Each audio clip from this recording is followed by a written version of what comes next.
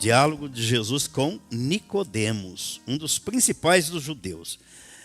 Nicodemos era mestre da Suprema Corte Judaica.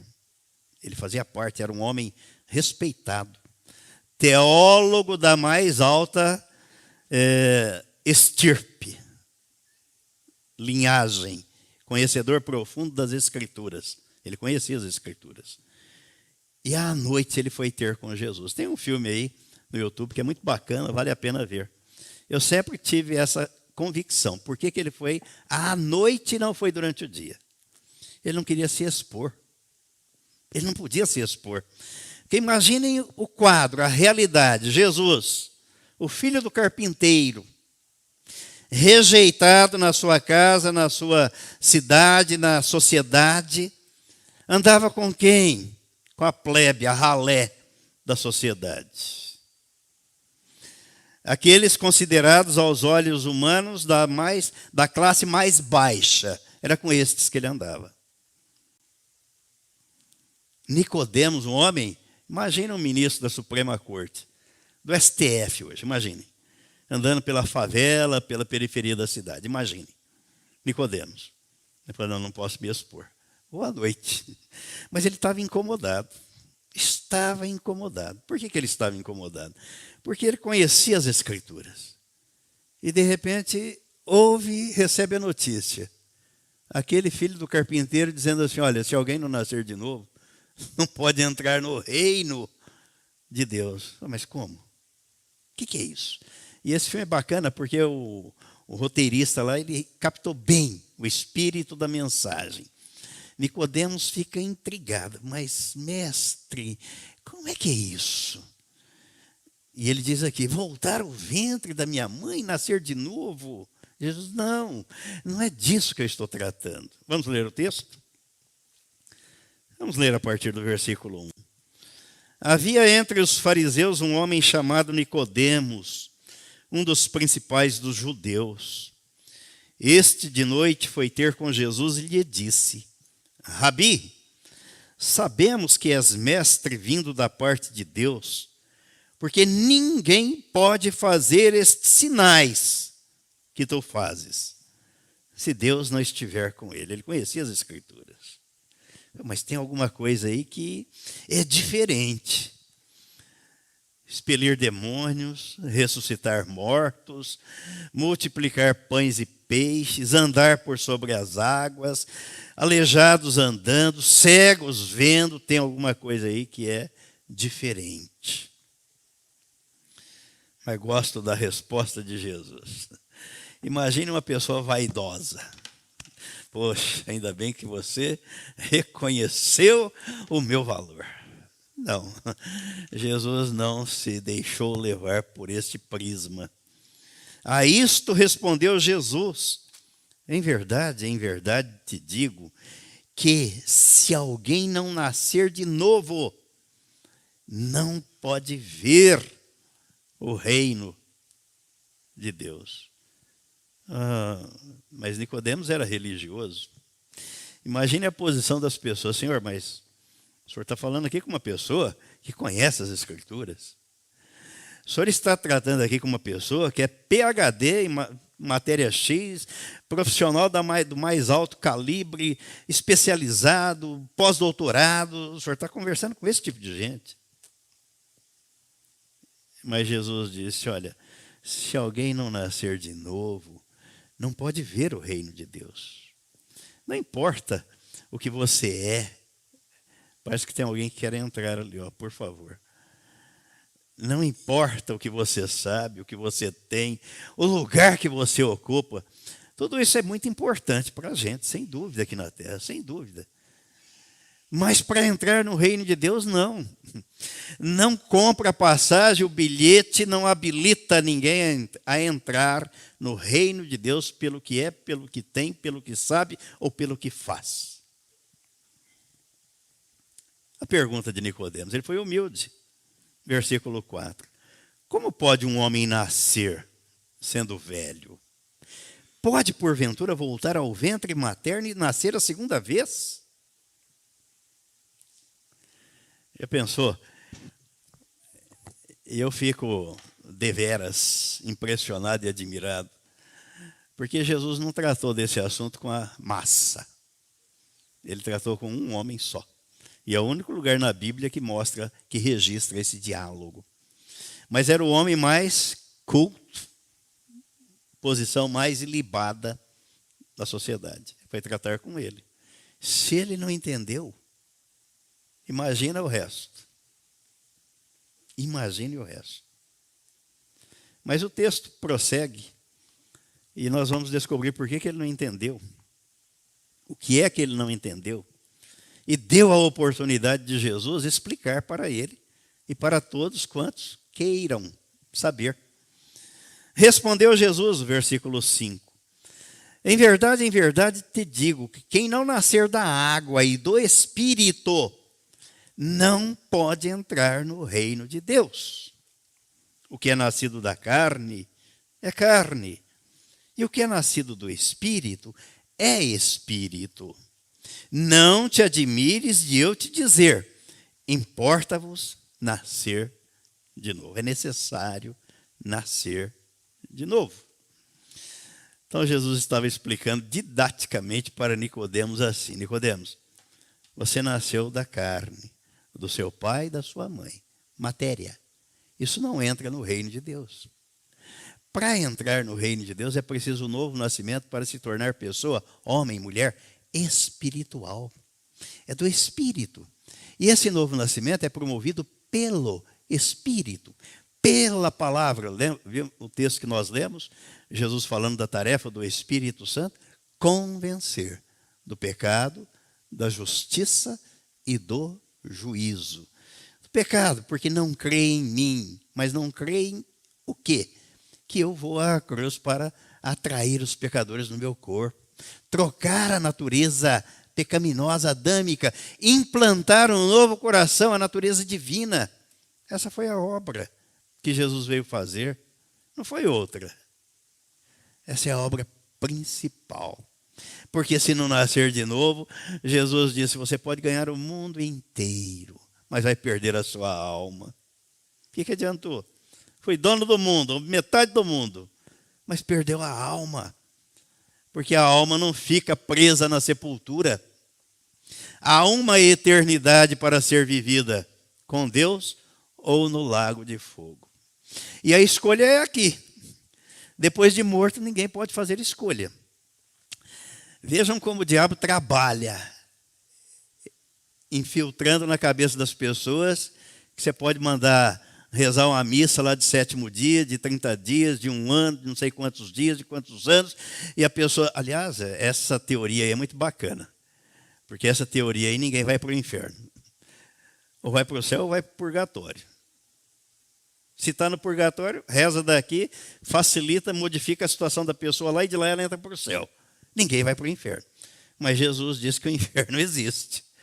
E de acordo com a parábola que ele contou no capítulo 16 de Lucas, ele falou que 2 homens morreram. Um foi direto para o céu e outro direto para o inferno. Ele não passou pelo purgatório, não. Inventaram o purgatório. Pensam, eu fico imaginando a fertilidade da mente humana. Vamos inventar aqui um meio termo. Ó, nem para lá nem para cá, você fica aqui. Mas Jesus disse que não. E foi Jesus quem contou, a gente tem que respeitar. Ele disse que aquele homem no inferno estava atormentado. Atormentado, a tal ponto de pedir para que Abraão mandasse Lázaro molhar a ponta do dedo, só a ponta, na água para refrescar a língua dele. Ele falou, não tem jeito. Daí você vai para o lago de fogo. Do inferno para o lago de fogo.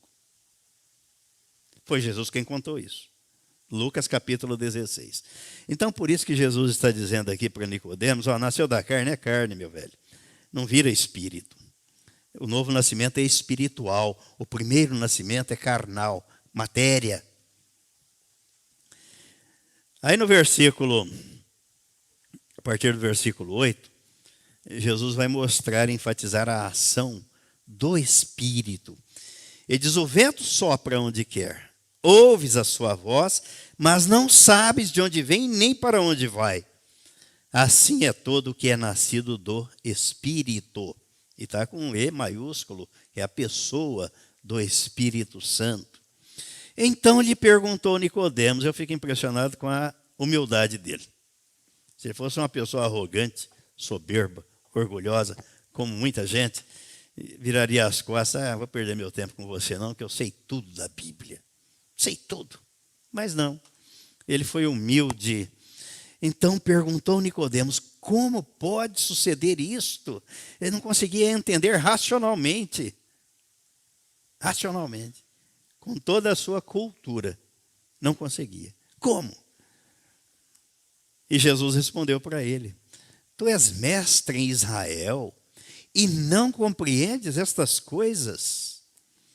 Em verdade te digo que nós dizemos o que sabemos e testificamos o que temos visto.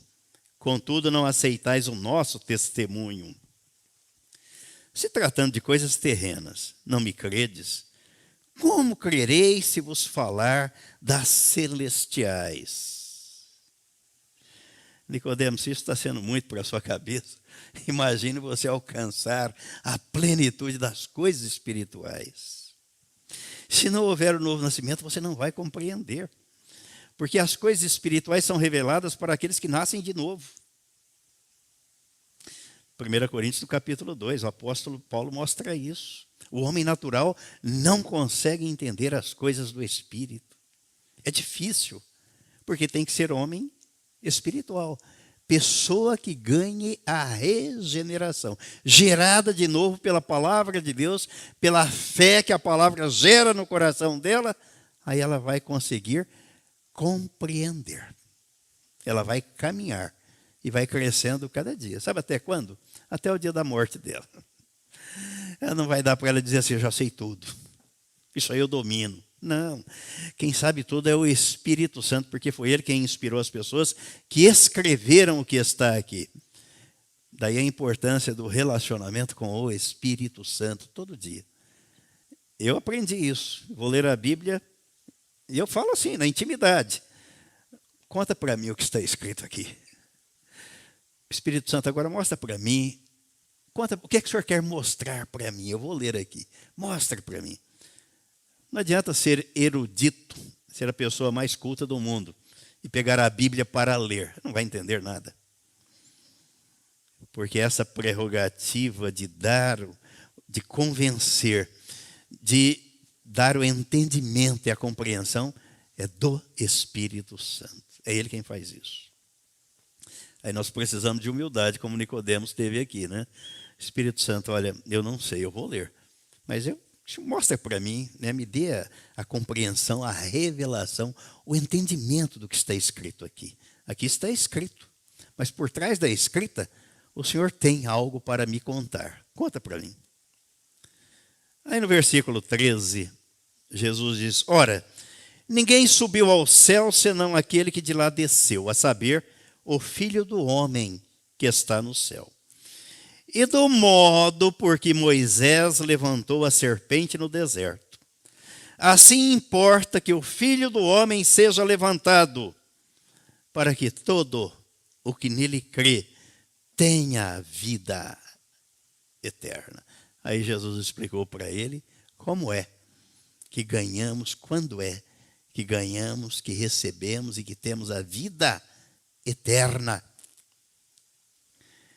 Nicodemos era conhecedor das Escrituras. E neste versículo 14, Jesus faz menção do episódio ocorrido no deserto, quando o povo estava peregrinando pelo deserto, saído do Egito rumo a Canaã, a Israel. O povo começou a reclamar, a murmurar contra Deus e contra Moisés. E Deus mandou serpentes abrasadoras que picavam o povo e o povo morria. E o povo foi clamar a Moisés.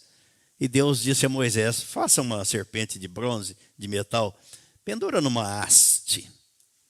Toda pessoa, quando for picada por uma cobra e olhar para aquela serpente pendurada lá, o veneno sai do corpo dela.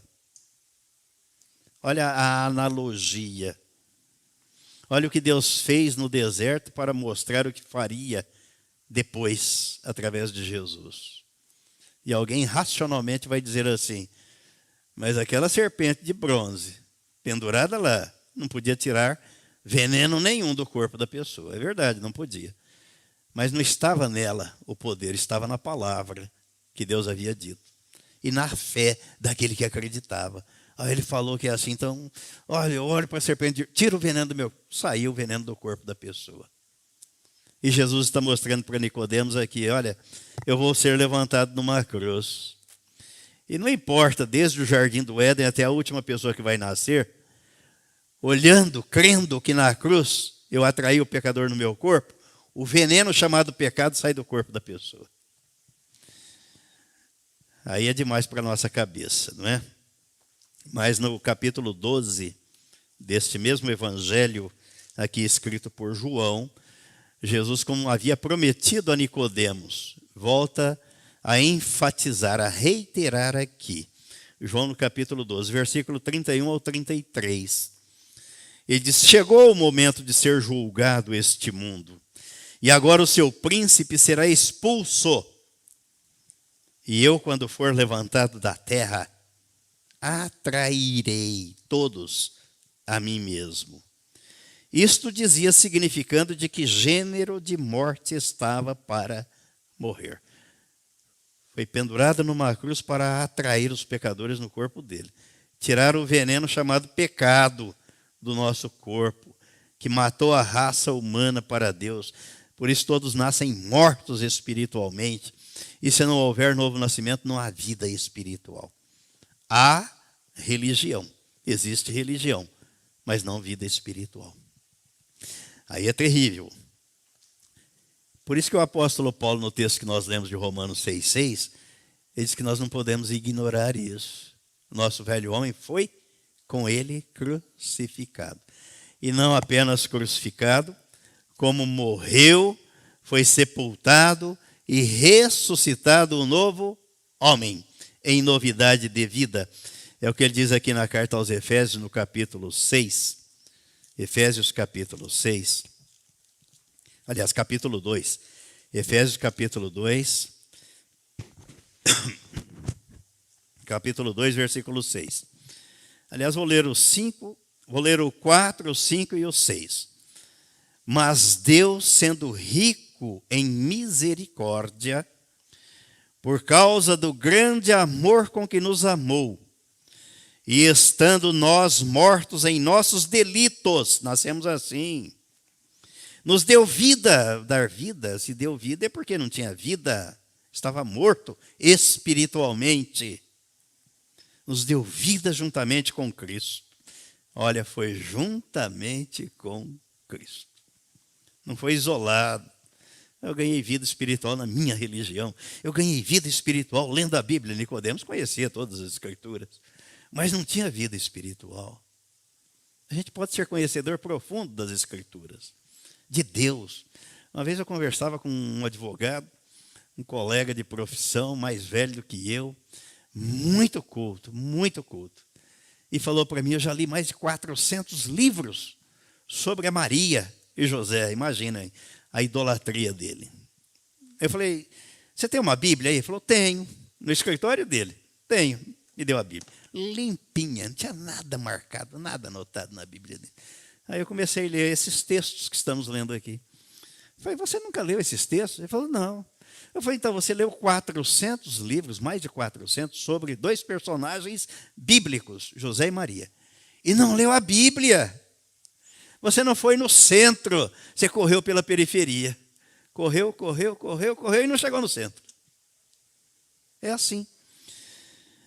Foi junto, um ato conjunto, juntamente com Cristo. Ele diz: pela graça sois salvos. A graça de Deus que nos alcançou na pessoa de Cristo. E estando nós mortos em nossos delitos, nos deu vida juntamente com Cristo. É o versículo 6. E juntamente com Ele nos ressuscitou e nos fez assentar nos lugares celestiais em Cristo Jesus. Eu respiro aliviado, não sei você. aliviado. Sabe por quê? Porque se não tivesse escrito isso aqui, eu daria razão para todo mundo, para tudo quanto é religião, pensamento, dogma, doutrina, todo mundo tem razão. Mas como está escrito isso aqui, eu vejo que a única coisa que está certa é o que está escrito aqui. Que Jesus foi à cruz, me atraiu no corpo dele, para trocar a minha natureza adâmica, que era inimiga de Deus, para enterrar o velho homem, a velha criatura, e ressuscitar com ele o novo homem. E Deus fez mais, hein? Não deixou o novo homem vagando por aí. Ele disse, olha, nos fez assentar nos lugares celestiais. Sabe por quê? Nos lugares celestiais o diabo não pode. Ele não pode atacar, ele não tem poder lá. Nos lugares celestiais, em Cristo. Ele é o nosso inimigo. Ele é o nosso acusador. Mas nos lugares celestiais ele não pode mexer. Ele não tem competência, não tem autorização. Por isso, então estamos guardados, protegidos por Deus em Cristo. Não é escorado na placa da igreja. Vocês viram uma placa de igreja ali na frente? Não tem. Na Bíblia não tem. Em Cristo. Aí sim. Então dá para respirar aliviado. Feliz. Andar de cabeça erguida, olhando para o autor e o consumador da fé. Jesus. Não confiado em mim, não, mas confiado nele. Porque ele fez esta obra por mim. É uma questão de fé. Pela graça, sois salvos mediante a fé. Eu não me envergonho do evangelho, porque é o poder de Deus para a salvação de todo aquele que crê. Primeiro o judeu, depois o grego, visto que a justiça de Deus se revela no evangelho de fé em fé. Mas a fé precisa ser uma fé sadia, saudável, fundamentada na palavra. E diz que é de fé em fé porque a gente vai espalhando. Não foi isso que a irmã Vils fez com a Ana Paula? Não foi? Foi, espalhou, contou para ela. Tem uma coisa boa para te contar, uma boa notícia para te dar. Descansa, creia, acredite. A obra do Calvário foi consumada. Jesus, quando deram o vinagre para ele lá na cruz, ele rendeu, ele disse, Pai, está consumado. E rendeu o Espírito. Se entregou ao Pai. Cada um recebe, cada um passa, cada um vive, cada um tem a sua experiência com Deus. Mas a obra é única para todos, indistintamente. Amém?